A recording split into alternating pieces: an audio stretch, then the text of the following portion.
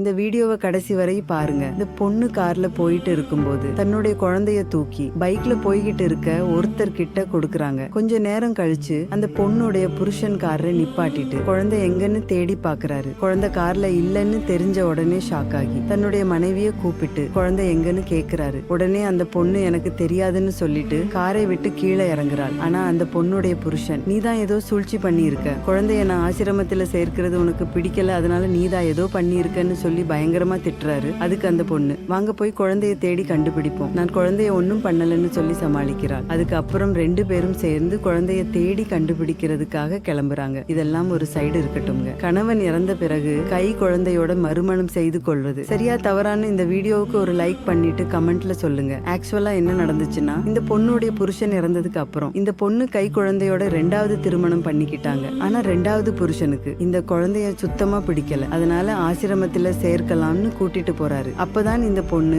தன்னுடைய தங்கச்சிக்கு போன் பண்ணி, என்னுடைய குழந்தைய நீ பத்திரமா பாத்துக்கோன்னு சொல்லி கார்ல இருந்து குழந்தைய தூக்கி தன்னுடைய தங்கச்சி புருஷன் கிட்ட கொடுத்திருப்பாங்க. இந்த பொண்ணு செஞ்ச செயல் சரியா தவறான்னு இந்த வீடியோவுக்கு ஒரு லைக் போட்டு கமெண்ட்ல சொல்லுங்க.